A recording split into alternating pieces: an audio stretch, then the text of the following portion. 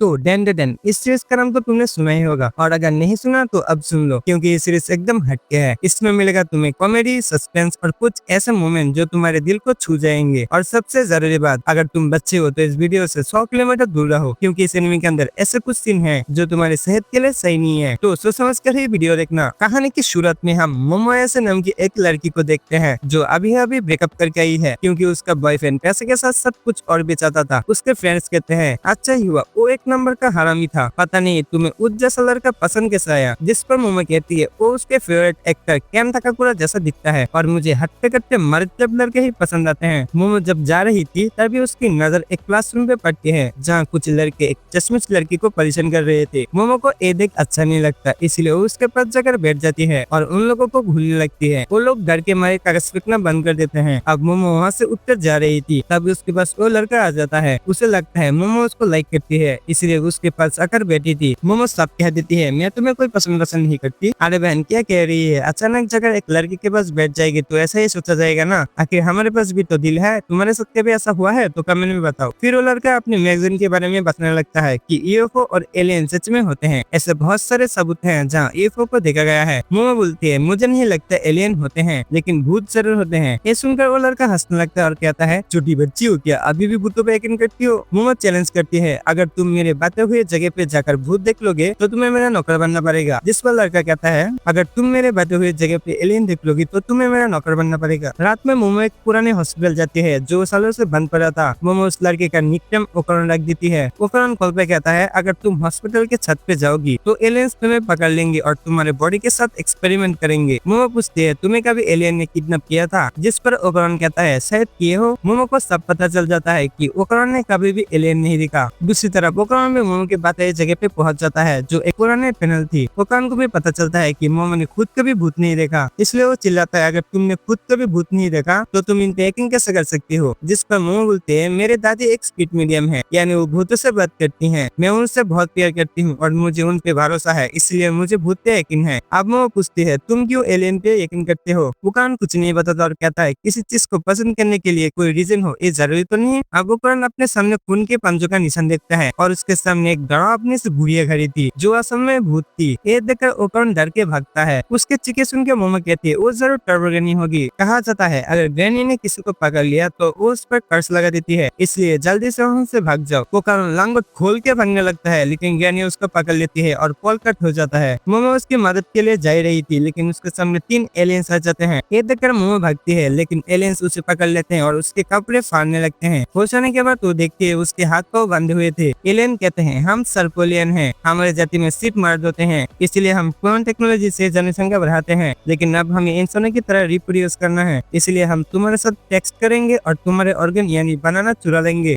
मेरे सब मन में एक छोटा सा सवाल है, ये सुई जैसा बनाना क्या कुछ कर पाएगा? Good question, you are a good question.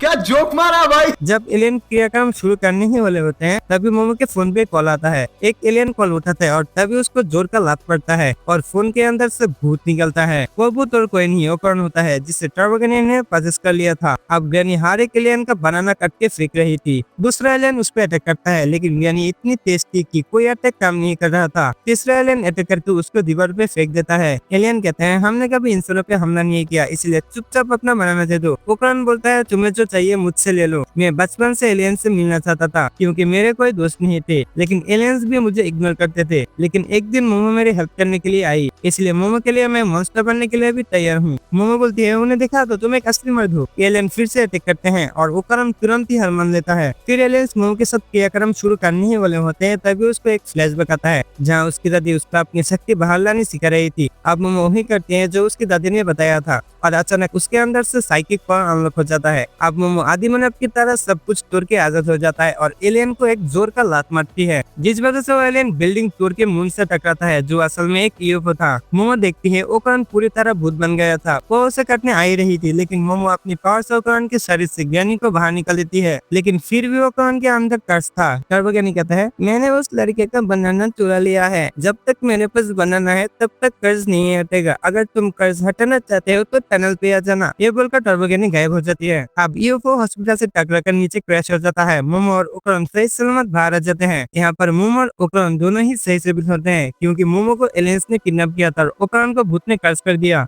Momo के पावर के बिना ओकरन का कर्ज उस पर हावी हो जाता है। ये सुनकर ओकरन टनल की तरफ जाने लगता है क्योंकि ग्रैनी को हराने के बाद ही उसे कर्ज से मुक्ति मिलेगी। वो अपने कपड़े उतारकर मोमो को दे देती है ताकि उन्हें पहनकर वो अपने घर चली जाए। मोमो कहती है वो उसके साथ जाएगी उसके हेल्प करने के लिए। ये सुनकर ओकरन कहता है वो उसकी मदद क्यों करेगी, वो तो बस एक लूजर है। मोमो उसके कपड़े वापस करती है और उसके साथ जाने लगती है। ओकरन कहता है फिर भी तुम कपड़े पहन लो वरना मैं तुम पर फोकस नहीं कर पाऊंगा। ये सुनकर मोमो शॉक हो जाती है क्योंकि ये केन ताकापुरा की फेमस लाइन थी। वो अब सोचती है उसे तो इस लड़के का असली नाम ही नहीं बता। वो उसके नाम पूछती है और ओकरन बताता है उसका नाम है केन ताकापुरा। ये सुनकर मोमो कहती है ऐसा नहीं हो सकता। ओकरन बोलता है तुम मानो या ना मानो यही मेरा नाम है। मोमो अपने कान बंद कर लेती है जिससे ओकरन का कर्ज बनने लगता है। ग्रैनी बनकर वो कहता है मुझे तुम्हारी केला खिला दो। मोमो उसे दूर फेंक देती है और अपने साइकिक पावर से उसका कर्ज शांत कर देती है। मोमो बोलती है हमें कुछ रूल फॉलो करना पड़ेगा, तुम्हारा ये नाम मुझे कभी नहीं बताना। अब से मैं तुम्हें ओकरन कहकर बुलाऊंगी। सुबह हो जाता है। दिन में तो कोई भूत निकलता नहीं इसलिए मोमो ओकरन को लेकर अपने घर चली जाती है। अब जब ओकरन गेट के अंदर कदम रखता है वो जलने लगता है। मोमो उसे पकड़ के पास के नदी में फेंक देता है। मोमो कहती है उसके दादी ने गेट में तलिस्मान लगाया था ताकि कोई बुरी शक्ति उनके घर में ना आ सके। मोमो अब तलिस्मान उतार देती है और उसे अंदर आने के लिए कहती है। अब उसे कुछ नहीं होता। मोमो अपनी दादी को ढूंढती है जो शायद घर पे नहीं थी। मोमो अपने कपड़े चेंज करने जाती है लेकिन ओकरन के ऊपर कर्ज हावी हो जाते हैं और मोमो ना चाहे तो हुए भी उसके सामने ही कपड़े बदलने पड़ते हैं। अब मोमो ओकरन से पूछता है ग्रैनी ने तुम्हारा बनाना चुरा लिया है क्या। ये सुनकर ओकरन चेक करता है और सच में वहाँ पर कुछ भी नहीं था। मोमो मजाक में कहती है मुझे दिखाओ जरा। ओकरन बोलता है मैं तुम्हें क्यों दिखाऊं। मोमो बोलती है अब यहाँ कुछ नहीं है तो दिखाने में शर्म कैसी। जिस पर ओकरन कहता है कुछ हो या ना हो मैं तुम्हें नहीं दिखाने वाला। अब ओकरन कहता है मेरे बनाने मिलने के बाद तुम मुझे इग्नोर कर सकती हो। जानता हूँ मैं एक लूजर हूँ इसलिए मुझसे कोई दोस्ती नहीं करता। मोमो बोलती है यही तुम्हारा प्रॉब्लम है, तुम पहले से सब कुछ सोच लेते हो इसलिए तुम्हारा कोई दोस्त नहीं बनता और मैं तुम्हें इग्नोर नहीं करूंगी। अब तो कुछ बोलो। ओकरन कहता है तुम कितने बदसूरत हो भाई, मुंह के सामने बेइज्जती कर दिया। तभी घर की घंटी बजती है। ओकरन कहता है शायद तुम्हारी दादी आ गई। मोमो बोलते हैं ये घंटी मैंने पहली बार सुनी है, मेरी दादी ने बताया था हमारे घर में 2 घंटियां हैं, एक इंसानों के लिए और एक भूतों के लिए। मैंने तलिस्मान हटा दिया था इसलिए शायद कोई भूत आ गया होगा। मैं फिर से इस तलिस्मान को लगा दूंगी तो भूत जल के राख हो जाएगा। ओकरन कहता है तो मैं भी तो जल जाऊंगा। मोमो बोलती है तुम कुछ देर के लिए बाहर चले जाना। अब वो दोनों पीछे के दरवाजे से बाहर निकलते हैं। वो लोग देखते हैं उनके घर के चारों तरफ दीवार बन गई थी। तभी उनके सामने एक मॉन्स्टर आ जाता है। उसे देखकर वो दोनों भागने लगते हैं। ओकरन कहता है मैं इससे लड़ूंगा, तुम सिर्फ मेरे फिजिकल कर्ज को आजाद कर दो ताकि मेरा मानसिक संतुलन सही रहे। मोमो वही करती है और ओकरन टर्बो मोड में ट्रांसफॉर्म हो जाता है। तभी मॉन्स्टर उन पर अटैक करता है लेकिन ओकरन मोमो को लेकर वहाँ से हट गया था। अब मॉन्स्टर ओकरन को अपने हाथों से कुचलने की कोशिश करता है लेकिन ओकरन अपने आप ही वहाँ से हट जाता है और उस मॉन्स्टर की उंगलियां काट देता है। लेकिन अचानक ओकरन खून की उल्टियां करने लगता है। तब फिर से मॉन्स्टर उसे कुचलने का कोशिश करता है। अब मोमो अपनी पावर से उसे खींचकर अपने तरफ ले आता है। वो कहता है मुझे माफ कर दो, कर्ज की पावर मेरी बॉडी झेल नहीं पा रही। ऐसा लग रहा है जैसे मेरे शरीर का लाखों टुकड़े हो गए हो। अब मोमो को मॉन्स्टर पकड़ लेता है और उसे दीवार पर फेंक देता है और लगातार पंच करता है। पंच की वजह से वहाँ गड्ढा हो जाता है। तभी मोमो ओकरन को खींच के अपने पास ले आता है और तलिस्मान को लगा देता है। मोमो बोलती है यही मेरा प्लान था, टेक्निकली अब हम घर से बाहर हैं। तब हम देखते हैं मॉन्स्टर जलने लगता है। वो दोनों फिर से असली दुनिया में लौट आते हैं। सब कुछ नॉर्मल हो जाता है। मोमो नोटिस करता है ओकरन का हेयर स्टाइल बदल गया था। ज्यादा थकने की वजह से मोमो बेहोश हो जाती है जिससे ओकरन का कर्ज उस पर हावी हो जाता है और वो पूरी तरह टर्बो ग्रैनी में ट्रांसफॉर्म हो जाता है।